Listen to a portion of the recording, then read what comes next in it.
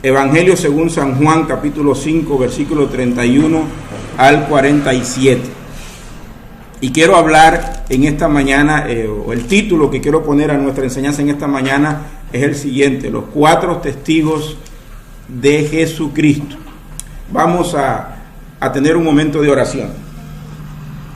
Padre, te damos gracias porque tú eres bueno y tu misericordia es para siempre. Nosotros nos humillamos ante tu poderosa mano en este día, imploramos tu perdón para nuestros pecados y te pedimos que santifiques tu nombre en nuestros cuerpos, Señor, y en nuestras familias. Háblanos en este día al corazón, enséñanos por tu palabra a conducirnos santa, pía y justamente, y que sobre toda cosa, oh Dios del cielo, te podamos dar a ti la gloria, Señor, mientras estudiamos tu palabra. Ten compasión de nosotros y fortalécenos por el Espíritu y la palabra, y trae salud, Señor, al alma sedienta, al corazón atribulado, Dios mío, y afligido. En el nombre poderoso de Jesús, amén y amén. Bien,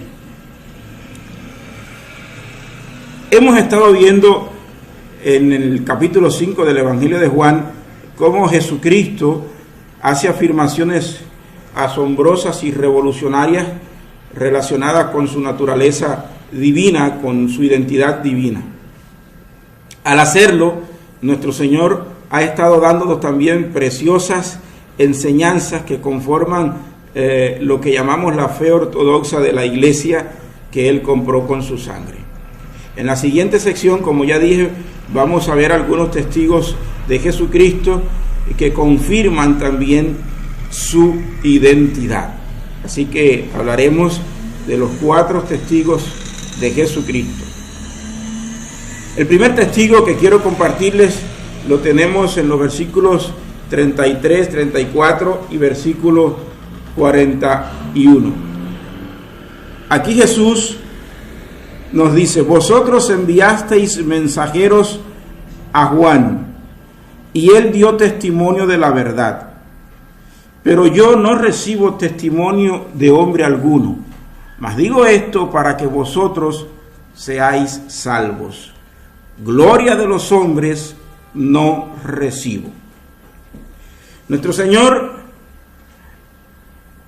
nos está enseñando en estos versículos que como hijo de Dios, como enviado de Dios, Él no depende o vive del testimonio que otros puedan dar de Él. Gloria de los hombres no recibo. Él no vivía, no andaba buscando el aplauso, la gloria, la fama del mundo, ni dependía de lo que el mundo pudiera decir de Él.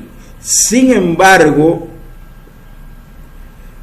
nos deja ver muy claramente acá que cuando el testimonio que otros dan de Él se conforma a la verdad, Él aprovecha tal testimonio para que otros sean salvos. Versículo 34, refiriéndose al testimonio que Juan dio de Él, el testimonio que Juan dio de la verdad, dice que estaba diciendo aquellas cosas para que ellos fuesen salvos. Juan es el primer testigo de Jesucristo que encontramos en esta sección.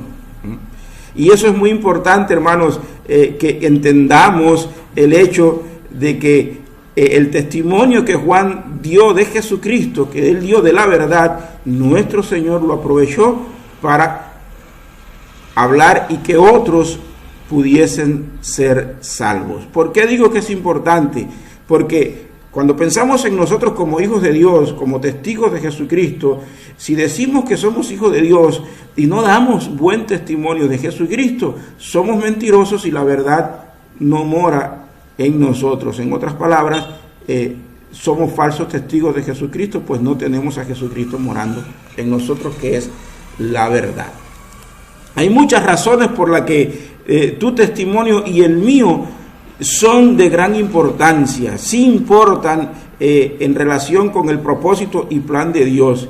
Y el primero, ya lo acabamos de decir, Él usará el testimonio que nosotros demos de la verdad para que otros sean salvos. Era lo que Juan el Bautista hizo durante su testimonio público, y el Señor usó su vida y testimonio como un instrumento para preparar el camino y que otros pudiesen ser salvos. Jesús dice de Juan el Bautista que fue una antorcha que alumbraba. Para muchos falsos profetas en nuestros días, Juan el Bautista fue un fracaso como testigo de Jesucristo. Escuché hace varios años un sermón, una conferencia de Guillermo Maldonado, donde él desacreditaba a Juan el Bautista y hablaba de él como un fracasado, porque sencillamente desde la perspectiva de este apóstol, de este falso apóstol, Juan el Bautista fue un fracasado, pues nunca experimentó el poder de la resurrección, que según la perspectiva de Maldonado era la capacidad para hacer milagros y sanar enfermos. Como Juan nunca hizo milagros, no sanó a nadie, no resucitó muertos, según el falso profeta Maldonado, Juan el Bautista fue un fracasado en su ministerio. Pero sin embargo, tenemos aquí al gran apóstol y príncipe de los pastores, a nuestro Señor Jesucristo, hablándonos de Juan el Bautista, y Él no nos habla de Juan como un fracasado, sino que, repito, nos dice que Juan fue una antorcha que ardía y alumbraba. Y fue su testimonio tal que nos dice el Señor que muchos desearon mantenerse o regocijarse en su luz. Versículo 35, miren las palabras de Jesús. Él era antorcha que ardía y alumbraba, y vosotros quisisteis regocijaros por un tiempo en su luz. Juan el Bautista fue probablemente el primer discípulo que llevó vidas a los pies de Jesucristo. Y esto también aplica a nosotros, amados. Cuando el hombre aprende a vivir la vida de Dios, cuando el hombre aprende a vivir la vida de Jesucristo, la vida que Dios nos ha propuesto, dicha vida no pasa desapercibida. Dicha vida tiene frutos, aun cuando su fin sea como el de Juan el Bautista. La manera en que un hombre de Dios muere no define el valor de su existencia. De ser así, tanto Juan el Bautista como nuestro Señor habrían vivido en vano. Los apóstoles y discípulos de nuestro Señor Jesucristo fueron martirizados por causa de su fe. Si nosotros juzgáramos la vida de ellos por la manera en que murieron, diríamos que también fueron unos fracasados. Pero de ellos se dice que trastornaron su mundo, y gracias al testimonio de ellos, la iglesia de Jesucristo, el testimonio de Jesucristo, ha llegado hasta nosotros. Mire lo que dice el salmista en el Salmo 116, versículo 15. Estimada es a los ojos de Jehová la muerte de sus santos. Y en Apocalipsis 14, verso 13, nos dice el Señor: y oí una voz que desde el cielo me decía, escribe, bienaventurados de aquí en adelante los muertos que mueren en el Señor. Sí, dice el Espíritu, descansarán de sus trabajos, porque sus obras con ellos siguen. Este es el testimonio que el Señor da de los mártires de la iglesia, y aplica muy bien a Juan el Bautista, el primer testigo del que le estamos hablando en esta mañana. Su vida no fue en vano, su vida fue fructífera, a tal extremo que ahora en Apocalipsis el Señor está diciendo que aunque Juan el Bautista, aplicándolo a Juan el Bautista, descansa ahora de sus trabajos, está en la gloria, en la presencia de Dios el Padre, sus obras continúan. Sus obras no fueron en vano. Bendito sea el nombre de Jesús. Hay muchas razones, hermanos, por las que el testimonio que nosotros damos de Jesucristo es importante, pero voy a dejar eso ahora de lado, y trataré en un estudio futuro de ampliar más, hablando de las razones por las que nuestro testimonio es importante en el tiempo en que vivimos. Y quiero avanzar en el Evangelio de Juan, y para ver los otros testigos. Por eso voy a hacer un alto ahora en las razones. Solamente comparto la que el mismo Señor Jesús acaba de darnos aquí en este versículo. Vamos entonces a ver cuál es el segundo testigo de Jesucristo que encontramos en esta sección del Evangelio de Juan, capítulo 5. El versículo 31, versículo 32 y versículo 36 encontramos el siguiente testigo: las obras de Jesús. Escucha las palabras del Señor: si yo doy testimonio acerca de mí mismo, mi testimonio no es verdadero. Otro es el que da testimonio acerca de mí, y sé que el testimonio que da de mí es verdadero. Mas yo tengo mayor testimonio que el de Juan, porque las obras que el Padre me dio para que cumpliese, las mismas obras que yo hago, dan testimonio de mí, que el Padre me ha enviado. Hay un adagio muy popular, un refrán muy conocido por todos nosotros que dice: dime con quién andas y te diré quién eres. Aplicándolo a nuestra experiencia cristiana y al mismo Señor Jesucristo, mire, hermano, si andamos en luz, seremos conocidos como creyentes, como personas, como hombres o mujeres, según el sexo de cada uno, que andan en la luz. En cambio, si andas en la oscuridad, en las tinieblas, serás conocido como un hombre o una mujer de las tinieblas. Ahora, en relación con nuestro Señor Jesucristo, Él tenía la mejor compañía. Como hijo de Dios, Él buscó siempre estar cerca de su Padre, aprender de Él, para luego reproducir en su vida lo que aprendió de papá. Así que sus obras eran un testimonio perfecto de su deidad, porque eran las obras que el Padre le había dado que hiciera. Nuestras acciones y compañías, hermanos, revelan lo que somos. Jesucristo podía prescindir de palabras, pues sus obras daban testimonio de su identidad divina. Si Él hubiera sido un mero hombre, como muchos herejes hoy en día enseñan, su testimonio no serviría de nada. Fuera un arrogante, un orgulloso, un vanidoso que estaba promoviéndose a sí mismo. Pero siendo que Él no era un mero hombre, sino que era el Dios encarnado, sus obras daban testimonio de su identidad divina. Ahora bien, hay una cosa maravillosa, para mí preciosa, y se la voy a mostrar ahora mismo.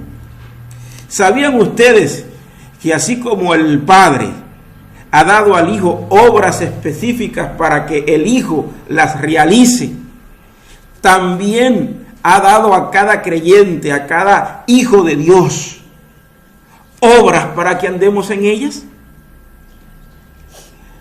Amados hermanos, el Padre no nos envió a este mundo huérfanos y en miseria. De eso nada. Nuestro Dios preparó desde la eternidad el equipaje con el que usted y yo vendríamos a este mundo para que transitemos el camino que nos llevaría hacia el cumplimiento de su propósito eterno. Así lo vemos plasmado en la pluma del apóstol Pablo, en el libro de Efesios capítulo 2, versículo 10.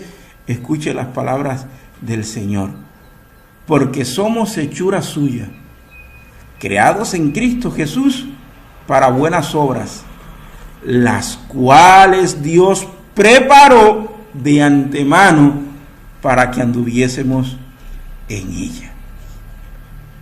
Mire, hermano, aunque nacimos en este mundo desnudos y no con pañales, el Padre desde la eternidad había preparado tu equipaje para que pudiese transitar el camino en esta vida. Entender eso es importante, queridos hermanos, Pues creo que muchos creyentes se gastan la vida en cosas que el Padre no preparó para ellos. Es importante que nosotros entendamos esto y vengamos a los pies de nuestro Señor y comencemos a orar a fin de que Él nos ayude a descubrir cuál es el lugar que nos corresponde en su reino, en su casa, en su familia, y cuáles son las cosas que el Padre ha puesto en tu equipaje para que transites el camino que te ha de llevar de las miserias de este mundo a la gloria eterna del Padre, en los cielos nuevos y la tierra nueva. Bendito sea el nombre de Jesús. El siguiente testigo y tercer testigo del que quiero hablarles en esta mañana lo encontramos en el versículo 37. Allí Jesús dice: también el Padre que me envió ha dado testimonio de mí. El Padre es el tercer testigo. Y en un sentido, todos los demás testigos son sencillamente maneras en las que el Padre da testimonio. Miren, amados, el Padre dio testimonio de Jesucristo de muchas formas. Por ejemplo, por medio de un ángel, el Padre dio testimonio de su Hijo Jesucristo a la Virgen María, según lo vemos en Lucas capítulo 1. Por medio de ángeles dio testimonio en el nacimiento del Salvador a los pastores que cuidaban sus rebaños en Belén de Judea la noche en que nació el Salvador. Por medio de Simeón, un anciano, y de Ana, también una anciana y viuda, dio testimonio de la identidad de Jesucristo cuando apenas era un recién nacido y fue llevado al templo, según lo vemos en Lucas también capítulo 2. Por medio de los magos que viajaron del oriente para adorar al recién nacido rey, el Padre dio testimonio de que Jesucristo es el Mesías. Cuando Jesucristo fue bautizado en el río Jordán, al revelarle Dios a Juan la identidad del Mesías, el Padre dio testimonio de su Hijo, según lo vemos en el Evangelio de Lucas también, capítulo 4, y el Evangelio de Mateo también da testimonio de ello. En el monte de la transfiguración, cuando Jesucristo subió al monte con sus discípulos Santiago, Pedro y Juan, y aparecieron Elías y Moisés junto al Señor, el Padre dio testimonio en cuanto a la identidad de Jesucristo en presencia de los apóstoles Santiago, Pedro y Juan. Ahora bien, el mayor testimonio que los judíos tenían de Jesucristo, el Padre se los dio desde la misma caída de Adán hasta el mismo día aquel en el que Jesús les estaba hablando, según vemos en nuestro texto. A través de todas las escrituras del Antiguo Testamento, hermanos, el Padre estuvo dándole testimonio a la nación de Israel de Jesucristo. Jesucristo es el tema contenido en todo el Antiguo Testamento. Las escrituras del Antiguo Testamento son entonces el cuarto testigo que tenemos en nuestro texto. Todo lo que los judíos necesitaban saber y todo lo que los judíos necesitaban hacer para conocer si Jesucristo era quien decía ser, era escudriñar las escrituras, era volver a las escrituras, versículo 31 al 39. El problema judío y de la gran mayoría de hombres a través de la historia ha sido este, hermanos. Primero, nunca habían oído la voz de Dios. No es que Dios no les había hablado, ellos tenían las escrituras, Dios había hablado de muchas maneras, pero ellos habían cerrado sus oídos a la palabra de Dios. Nunca, en segundo lugar, nunca habían visto el aspecto de Dios. En cierto sentido, eso es justificable, pues nadie podía ver a Dios y continuar viviendo. Pero no tenían justificación, pues como ya dije hace un momento, Dios se había manifestado de muchas maneras a la nación desde la antigüedad, por medio de la ley de Moisés y de los profetas y los escritos. Tercero, ellos tampoco tenían su palabra morando en ellos. Y este es quizás el peor cargo contra la nación judía, pues eran el pueblo o la nación del libro, el pueblo de la palabra. Yo me pregunto, ¿cómo es posible que no hubiesen guardado este tesoro en sus corazones para obedecerlo y entender o conocer el tiempo de la visitación de Dios para ellos? Ellos eran el pueblo de la palabra, eran el pueblo del libro. La nación de Israel no se desarrolló como ninguna otra nación pagana en el campo de las artes. El arte que ellos perfeccionaron y desarrollaron fue el arte de la escritura. Y sin embargo, Jesús ahora les está diciendo que uno de sus peores y mayores problemas era que no tenían la palabra de Dios morando en sus corazones.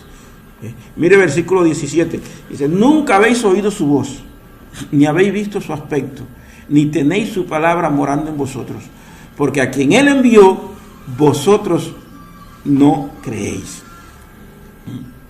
Repito, eso no significa que a ellos nunca les había llegado el mensaje de Dios, sino que ellos habían cerrado sus corazones, habían cerrado sus oídos para no oír el mensaje de Dios, para no oír la voz de Dios. Desde los días de Moisés, pasando por todos los profetas, hasta el mismo Señor Jesucristo, ellos habían desechado la palabra de Dios.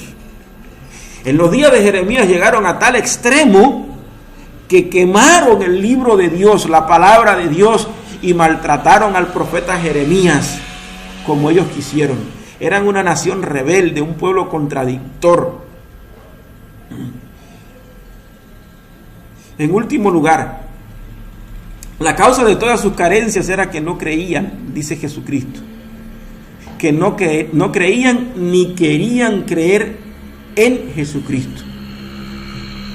Versículo 38, porque a quien Él envió, vosotros no creéis. Y verso 40, y no queréis venir a mí para que tengáis vida. Vean aquí cómo Jesús revela una vez más cómo el pecador perdido sigue teniendo una voluntad libre, hermanos. Esto es importante decirlo. El problema es que la voluntad del pecador perdido nunca le sirve para buscar a Dios. Su voluntad es libre para pecar, es libre para rechazar a Dios, pero no es libre para creerle a Dios, a menos que Dios venga y lo saque del letargo, de la condición de muerte espiritual en que vive. Si no le es concedido de arriba, el pecador perdido no puede creer, ni querrá creer jamás. Que esa voluntad que él tiene es libre, es cierto, pero no es libre para creerle a Dios, repito, o amarle. Eso queda atestiguado por las palabras del Señor en los siguientes versículos. El versículo 42 nos muestra que el pecador perdido no tiene amor de Dios en su corazón. Así que es una mentira cuando oímos al impío afirmar: yo amo a Dios a mi manera, o no necesito de la iglesia para amar a Dios. Se engaña el pecador perdido que cree tener amor para Dios en su corazón y rechaza el mensaje del Evangelio. Se engaña a sí mismo. El pecador perdido, según el versículo 43, rechaza al que Dios envió y en su lugar recibe al que viene en su propio nombre. Verso 43. Versículo 44 nos muestra que el pecador perdido no puede creer porque su interés es el aplauso o la gloria que viene del mundo, de los hombres, y no la de Dios. En todos estos versículos vemos como en el ejercicio de su voluntad el pecador perdido va cada vez más lejos de Dios y no más cerca de Dios. Aquí son evidentes entonces dos doctrinas que son conflictivas para muchos creyentes: la doctrina de la depravación total o radical, o la incapacidad total del hombre, y la doctrina del libre albedrío, que más que ser libre albedrío, es un esclavo de pasiones y deseos mundanos. Es un esclavo de Satanás. Por eso más adelante en el Evangelio de Juan, usted y yo vamos a ver cómo Jesucristo le dice a todos estos judíos que no creían en él y que procuraban matarlos: ustedes son hijos de su padre el diablo, y los deseos de su padre ustedes procuran hacer, pues él ha sido homicida desde el principio. Una vez que Jesús ha mostrado estos 4 testigos, Juan el Bautista, las obras que él hace, el Padre y las Escrituras, y demostrar la total depravación o incapacidad del hombre, y cómo su libre albedrío no le sirve para buscar a Dios, nuestro Señor, el siguiente paso que dará es hacer un llamado a la nación hebrea, un llamado a los judíos, un llamado a todo hombre en todos los tiempos. El versículo 39, tenemos el llamado: escudriñad las Escrituras, porque a vosotros os parece que en ellas tenéis la vida eterna, y ellas son las que dan testimonio de mí. Las Escrituras aquí, hermanos, se están refiriendo a los 39 libros del Antiguo Testamento. Los judíos creían que en estos libros tenían la vida eterna, pero no estaban escudriñando el libro como era debido. Quizás estos judíos estaban haciendo como mucha gente en nuestro país, y quizás también en los Estados Unidos y las naciones de Centro y Suramérica hagan. Y es que mucha gente cree que con tener una Biblia en su casa, en su poder, ya tienen un resguardo divino contra todas las obras de las tinieblas. O como hacen muchos, que ponen un versículo en la puerta de su casa y piensan que ya con ese versículo no te sobrevendrá mal, por ejemplo, ni plaga tocará tu morada, ya tienen asegurada la protección de Dios para su casa. Esa es una mentira. Jesús les está diciendo ahora a los judíos que el verdadero propósito de las Escrituras del Antiguo Testamento era dar testimonio de Él, que es el único que puede dar vida eterna. Y a menos que ellos escudriñaran esas Escrituras, de nada les servía ser el pueblo del libro, ser la nación del libro. No, era necesario dedicar tiempo a la lectura, a la meditación, a la reflexión en las Escrituras, para poder conocer y entender los tiempos de Dios para ellos. La ley y los profetas, hermanos, tienen como propósito principal señalarnos a Jesucristo. Hay otros propósitos que se pueden citar, por ejemplo, mostrarnos nuestra condición pecadora, acusarnos o revelarnos nuestra condición de muerte espiritual y de incapacidad total y radical. Ese es uno de los propósitos de las Escrituras del Antiguo Testamento. Un segundo propósito que podemos ver en las Escrituras del Antiguo Testamento es mostrarnos nuestra incapacidad para guardar la ley de Dios por nosotros mismos. Y el gran propósito, que ya se los he declarado, es revelarnos a Jesucristo, darnos testimonio de Jesucristo, llevarnos a Jesucristo, el único que puede dar vida eterna. Ahora bien, aunque el Señor Jesucristo tiene toda autoridad para juzgar a los judíos por sus pecados de incredulidad, Él nos dice que no va a tomar o hacer uso de esa autoridad. Dice, Él mismo rehúsa hacer uso de esa autoridad y en su lugar va a dejar el juicio en manos de Moisés. Trata de ponerse en la piel de los judíos cuando escucharon esas palabras. Eso debió haber sido ofensivo para aquellos judíos que estaban escuchando a Jesús, pues ellos tenían toda su esperanza de salvación en Moisés, en la ley, en el Pentateuco. Pero ahora Jesucristo les dice que aquel en quien tienen su esperanza es quien los va a acusar delante del Padre en el día del juicio final. La ley que tanto aman, la ley en quien tienen su esperanza, esa misma ley los condenará en el día del juicio. Escuchen las palabras de nuestro Señor en los versículos 45 hasta el 47. No penséis que yo voy a acusarlos delante del Padre. Hay quien os acusa, Moisés, en quien tenéis vuestra esperanza. Porque si creyeseis a Moisés, me creeríais a mí, porque de mí escribió él. Pero si no creéis a sus escritos, ¿cómo creeréis a mis palabras? Así que, hermanos, ya en la recta final, queda expuesta la raíz del problema judío y por extensión la raíz del problema de todos los hombres. El problema de los judíos no era Jesucristo, sino la hipocresía, la depravación, la corrupción, la mentira que había en sus corazones y en la que ellos estaban muy complacidos en vivir.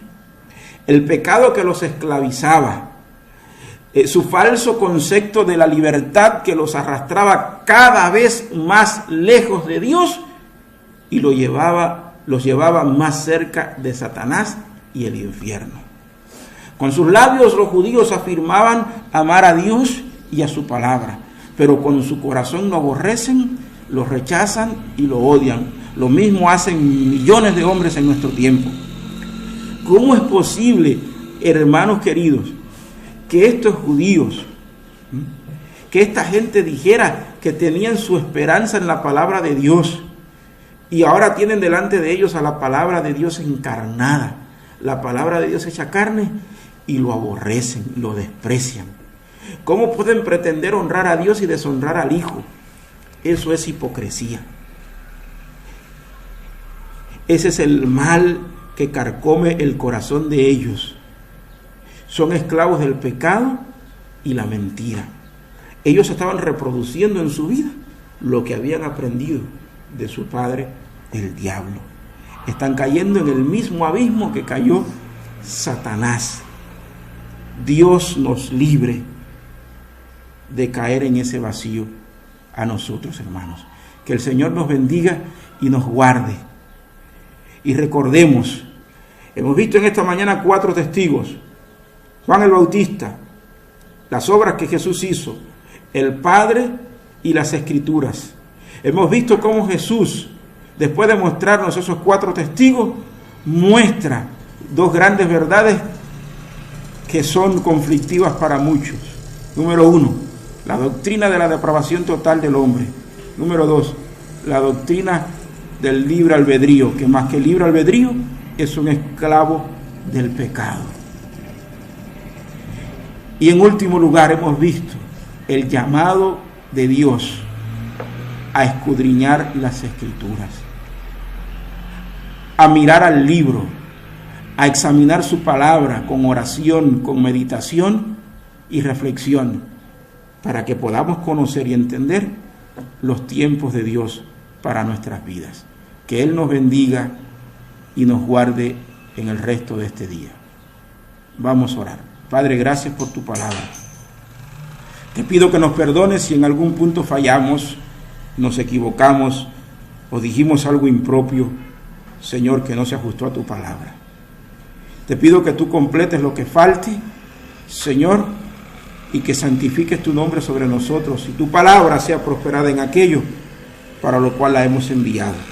Edificar a los santos, edificar a tu iglesia, Señor, y salvar, si es tu voluntad, a los que aún están perdidos. En el nombre de Jesús, amén